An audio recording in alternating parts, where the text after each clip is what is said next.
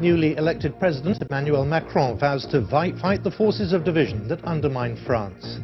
He says he wants to ensure that those who backed Marine Le Pen would no longer have a reason to vote for an extremist position. We'll be getting the latest live from Paris and asking what his election could mean for Britain's Brexit negotiations. Also this lunchtime, Theresa May suggests the Conservatives will again promise to cut net migration to the tens of thousands in their election manifesto.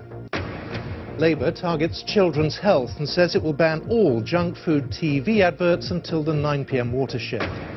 10 tips on how to spot fake news. Facebook launches a national campaign advising what to look out for when deciding if a story is genuine. And the beach is back. 33 years after it was washed away, it reappears almost overnight thanks to a freak tide. Coming up in sport later in the hour on BBC News, Chelsea can take another step towards the title tonight as their midfielder N'Golo Kante wins the Football Writers' Player of the Year award.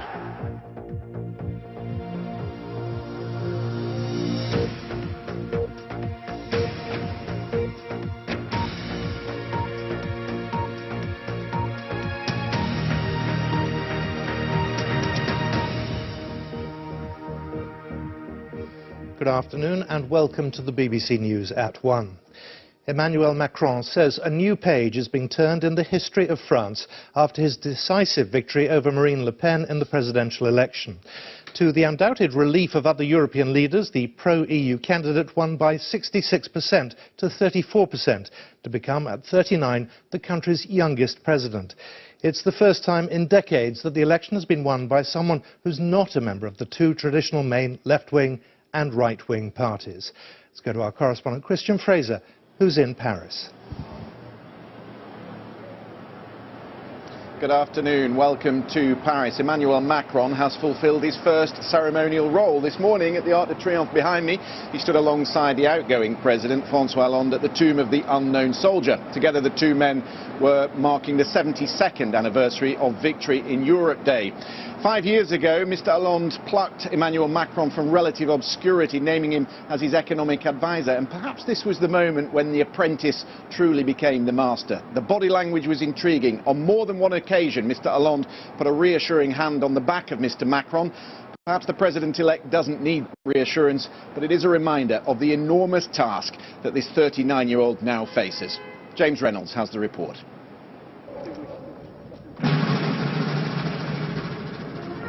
Emmanuel Macron, the election winner, now prepares to lead his country.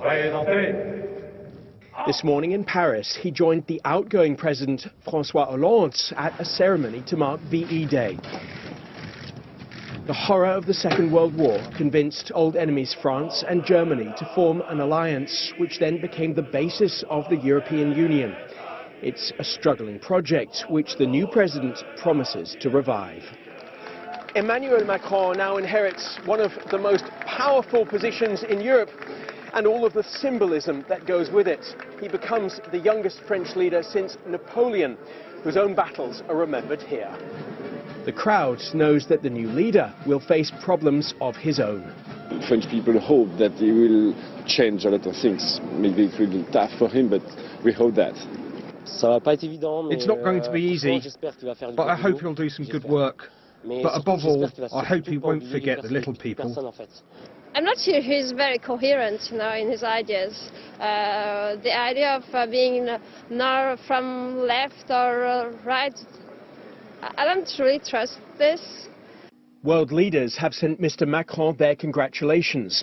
Theresa May says that she looks forward to working with him on a wide range of shared priorities. President Trump says that he too very much looks forward to working with Mr. Macron. Germany's Angela Merkel describes his election as a victory for a strong and united Europe. And Russia's President Putin calls on France's new leader to bridge the divide between Moscow and Paris.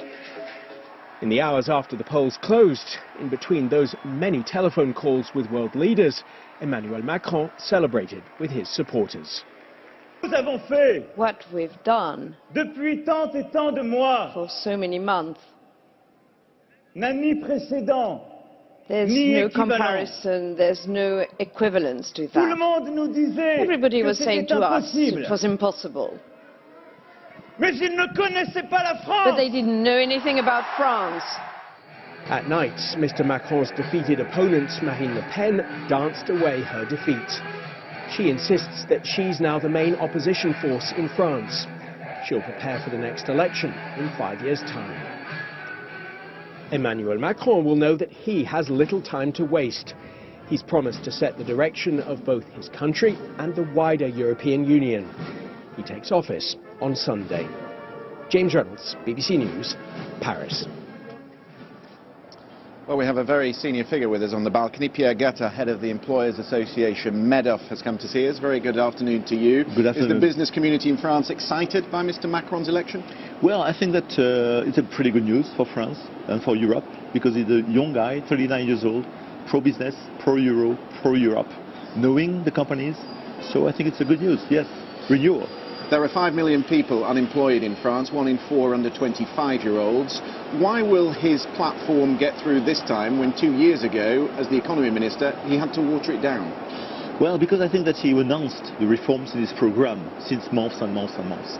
So that's the first thing. And then he knows, you know, the rigidity of the labor law in France. So I think his first reform will have to do that in the next 6 or 9 months. And that's, I think he has to make flexi securely. That means more agility and flexibility for the companies and more training, education, training for the people, for the employees. He doesn't have a party. En Marche is a movement. He said that he's going to force through some of these labour laws with presidential decree. Is that wise? Yes, I think it's wise. Again, you announced that in this program. So he's been elected with 2/3 of the voters in France, which is big, huge.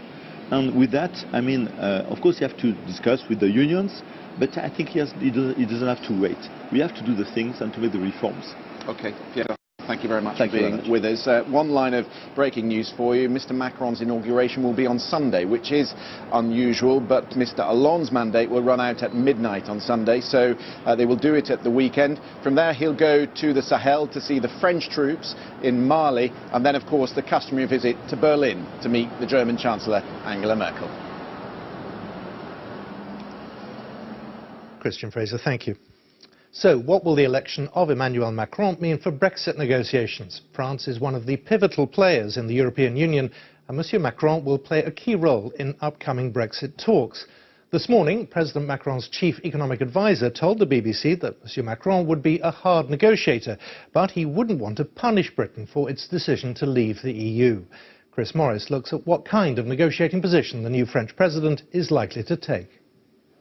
So the first thing you need to know about Emmanuel Macron is that he is a passionate pro-European. He campaigned on an overtly pro-EU platform. Is that likely to make him a tough nut to crack when it comes to Brexit negotiations? Well, yes, but France was always likely to play that role. If you look at some of the things he said on Brexit during the campaign, though, the language is pretty striking. In one interview, he called Brexit a crime and said, what's going to happen is not taking back control, it's servitude.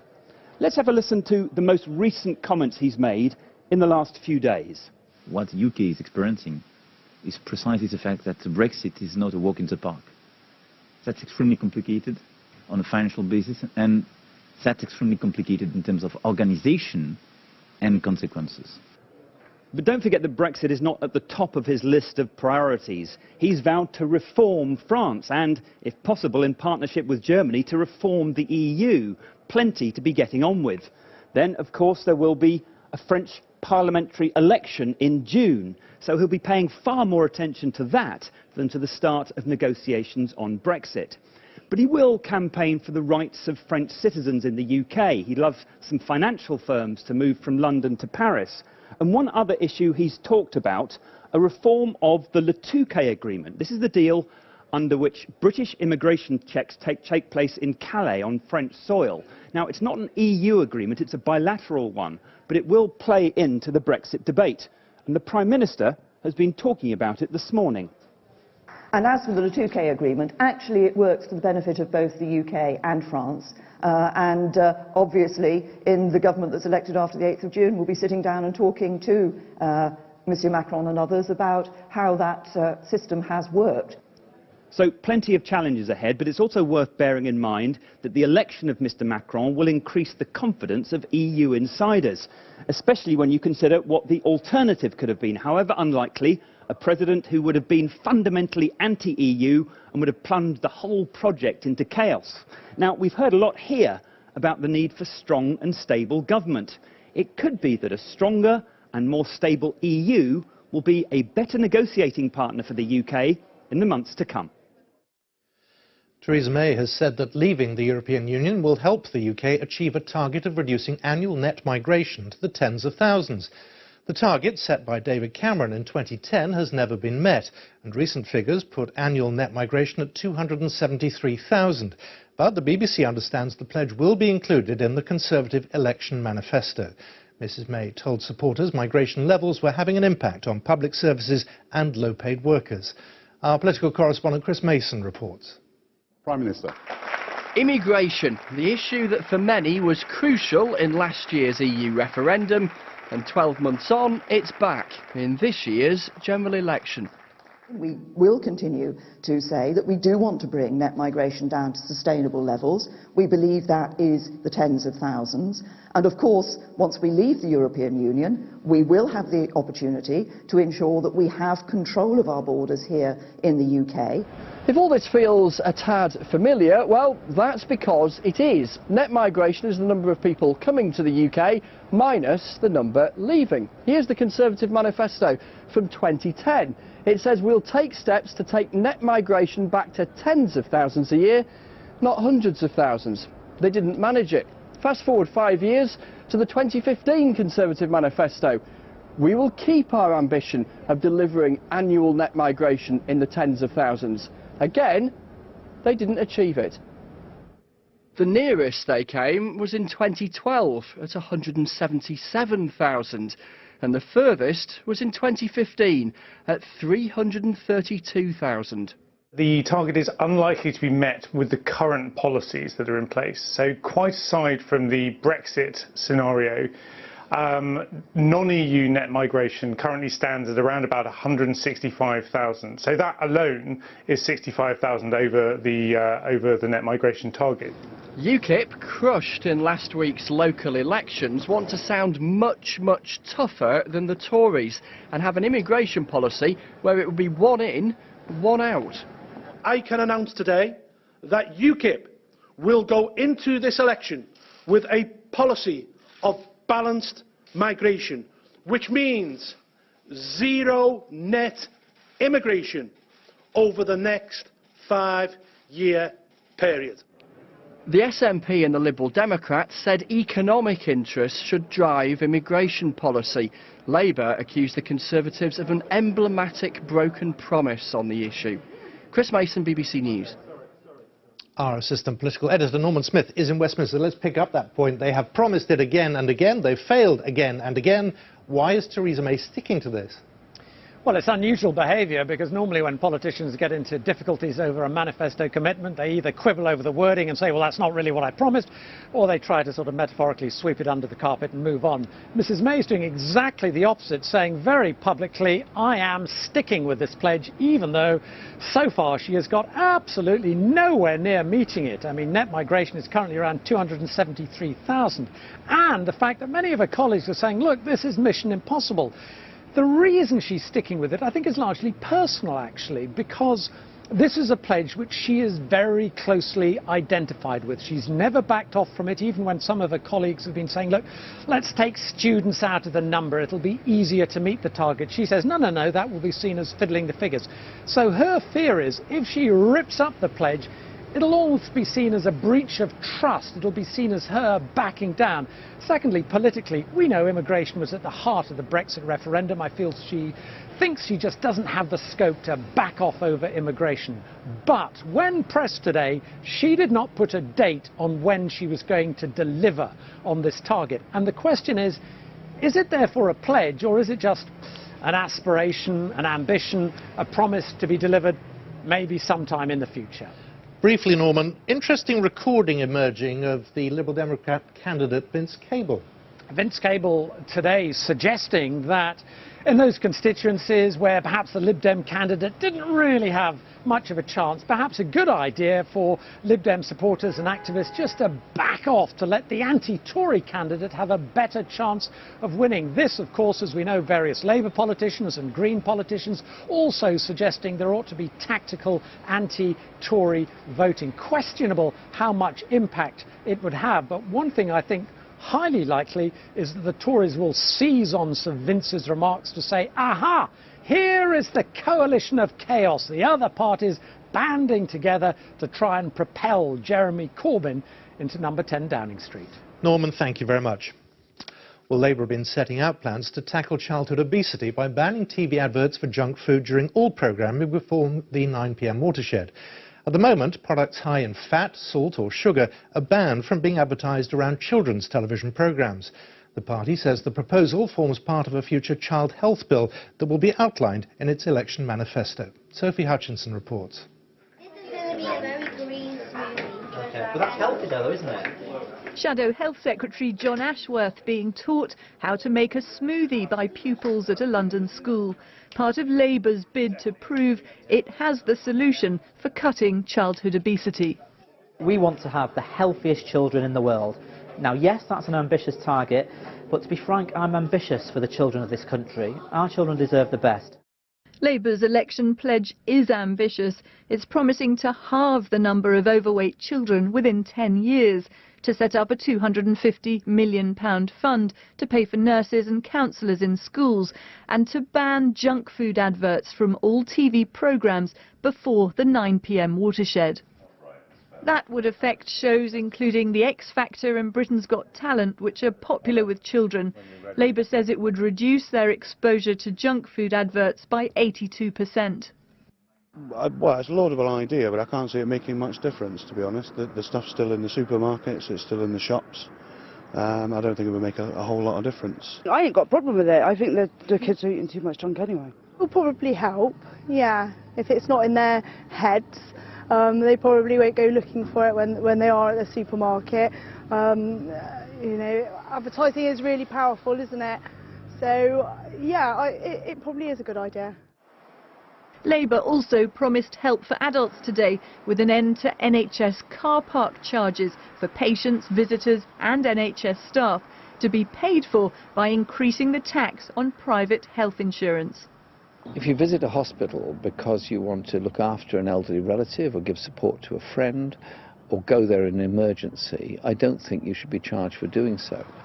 The Lib Dems said hospital parking charges were a sign the government could not get to grips with the funding crisis in health, but the Conservatives raised doubts that Labour would be able to deliver free car parks or its promises to improve children's health, because it said Jeremy Corbyn would risk weakening the economy. Sophie Hutchinson, BBC News. The BBC has unveiled details of its general election debate programmes. David Dimbleby will host 2 Question Time specials in which leaders will face audience questions, and there will also be a 7-way debate with senior party figures. Our media correspondent David Silito is here to explain that no empty chairs. Absolutely. Both BBC and ITV from the outset said they wanted there to be an election leaders debate. Remember the one in 2010 with David Cameron and Nick Clegg and Gordon Brown? That's not going to happen as far as we can tell at the moment so far. ITV says they still want to press ahead with the debate, but they haven't actually finalised who'll be actually taking part. So these are the BBC's plans. A series 2 Question Time specials. And the first one will feature Theresa May and Jeremy Corbyn in the same programme, but not sharing a stage. They will appear consecutively facing questions from the audience. And then there'll be another Question Time special 2 days later, with other party leaders also appearing in election questions later on in the evening. So all the main leaders will also face interviews from Andrew Neil, and also on The One Show tomorrow will feature Theresa May and her husband Philip as well. And then there'll be this debate, a 7-way debate, but featuring senior party figures, also with another Radio 1 debate. So that's it, 10 hours of coverage of the BBC, but not the debate that they wanted to have with the party leaders. David, thank you very much. Let's come up to 1:20 past, our top story this lunchtime. Newly elected President Emmanuel Macron vows to ensure that those who backed far-right Marine Le Pen would no longer have a reason to vote for an extremist position. I'm standing in the bed of what is, or rather was, the River Colne in Hertfordshire. The dry weather means there's a lot of concern about river levels around the country. The water company here says we can all do our bit to preserve supplies.